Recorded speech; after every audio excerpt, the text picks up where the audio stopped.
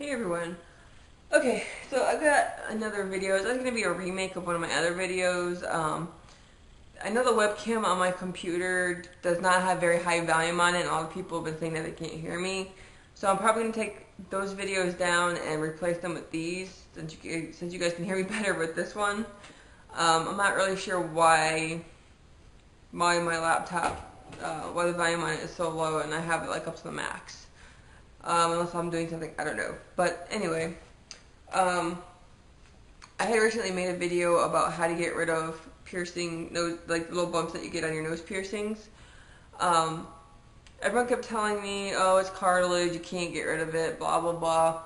Well, I was determined to get rid of it, and unfortunately it came back again because I wasn't paying attention, and I had just gotten out of the shower, and I was, drying my face off, and I ripped it out with the towel, so now this bump's back, but it's not as big, but it's really annoying. So, what I do is, in the morning and at night, I take a little cup, and I fill it with a little bit of hot water. Not like boiling hot water, just from your tap when it gets kind of hot. And I kind of mix it around a little bit. And then I take a Q-tip or a cotton ball, and I'll just kind of dip it into the solution, and then I just hold it under my nose for a good like 5 to 7 minutes. And then after that's done, I usually take like a Q-tip and get like a few of the salt beads. It's got to be sea salt. The sea salt that I have is from Morton. It's the coarse sea salt, which is this here. It can't be regular salt. It's got to be sea salt. And usually what I do before I go to bed is I'll put a few grains of it around my nose on the bump. And then usually it'll fall off during the night because I, toss and turn. But normally when I wake up the next morning, the bump has started to dry out and scab a little bit, and then it'll peel, and the bump gets smaller. If I don't use the sea salt, I use H2 Ocean, which is this here. I actually need some more. I'm like just about out. This is what I've been using since I've had it pierced.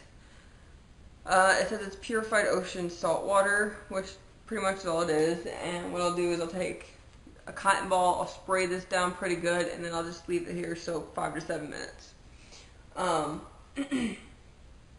This is the same thing as the sea salt soak that I use. It just depends on what I feel is going to work better that day, or if I'm lazy and I just want to spray it on, or if I actually want to use actual sea salt. Either or works. This is going to run you about $10.99 for the 4-ounce bottle. Sea salt's going to cost you about $2 for a 16 or 17.6 ounce. It's 1 pound. So like when I run out of this, I'm probably going to go back to using the sea salt. But that is the best way I know how to get rid of this thing. I've tried the tea tree oil, and it smells awful for one. It makes me want to vomit. And the smell, it smells up your entire like house. Like, it is just disgusting. I can't stand the smell of it. And having that smell on your nose, I mean, you just keep smelling and smelling, and you just, ugh.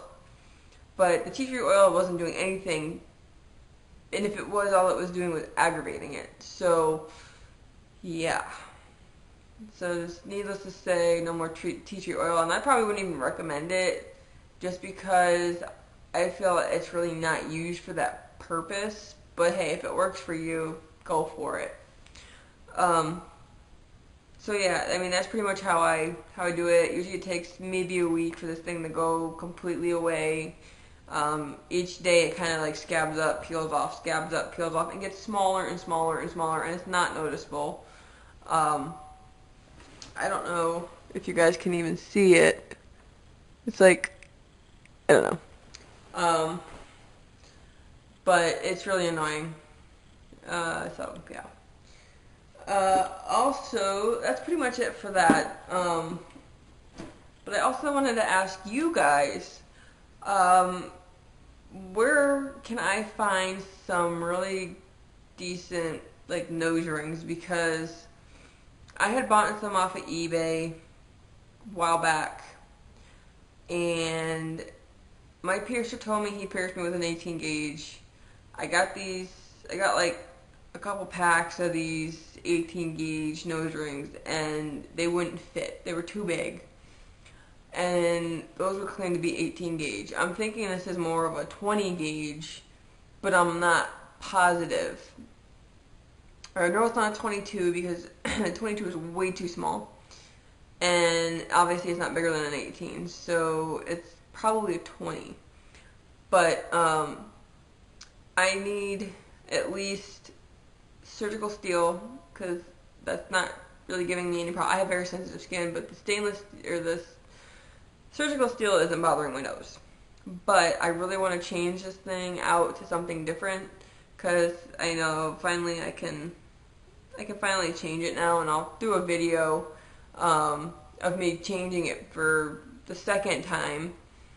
I didn't get the first time on it because that was when it kind of started to bleed and I was having issues then. But it's been almost 4 months now since I've had it, so I want to change it.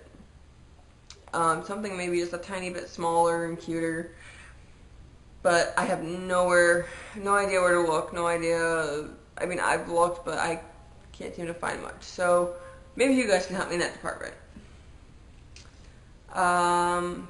But yeah, so that's gonna wrap up this video. If you guys have any questions or comments, feel free to post that in the comment boxes below. And yeah, I guess I'll talk to you guys later. Bye.